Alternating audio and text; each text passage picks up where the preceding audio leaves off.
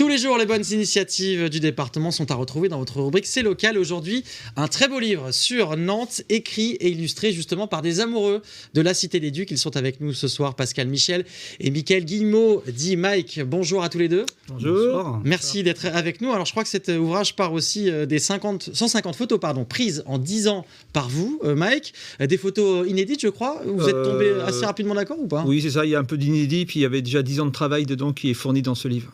Et comment vous êtes tombé d'accord justement sur le choix des photos? On a travaillé ensemble, on a regardé, puis on a sélectionné très longuement pour aboutir sur un très beau projet, un très beau livre. Effectivement, un livre de près de 150 pages, justement, avec une sélection de lieux incontournables, emblématiques de Nantes. On parle aussi transport, passé maritime, on parle de la culture également à Nantes.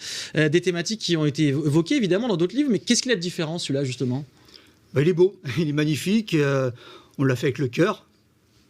Donc, il plaît beaucoup. Il plaît beaucoup. J'étais en dédicace encore aujourd'hui.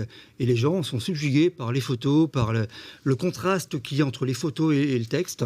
Oui, parce que dans le texte, vous racontez aussi des anecdotes. Il y a des petits moments d'histoire aussi. Il y a plein de choses. Et les Nantais, les plus connaisseurs, vont être très surpris de tout ce qu'on raconte. Il y a des choses qu'ils ne savent pas.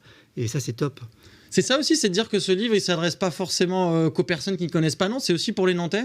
C'est un peu pour tout le monde en fin de compte. Il y a de la photo artistique, de la photo simple.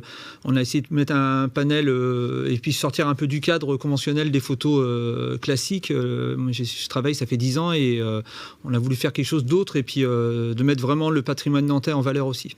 Vous avez, vous, des lieux, justement, on parlait des lieux incontournables dans ce livre. C'est quoi vos lieux incontournables à vous, justement, à Nantes? Moi, j'aime bien le jardin des plantes. Ouais. Me ressourcer, me reposer, voir les gens qui se baladent, assis sur un banc, tranquille, ça me plaît beaucoup. Le jardin des plantes, c'est sympa aussi à photographier? Oui, pareil aussi, oui. C'est très apaisant aussi.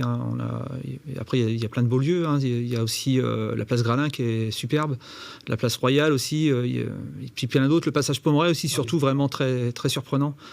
Et dans l'ensemble, il y a vraiment des belles photos à faire, des beaux voyages. Et puis, on est un peu des héritiers de Jules Verne. C'est pour ça l'art de voyager à Nantes avec cet art qu'on met dedans. Il y a un mot aussi sur le FC Nantes, je crois que c'est un club que vous aimez particulièrement. Moi j'adore, j'étais bercé depuis tout petit avec mes parents, avec mes grands-parents.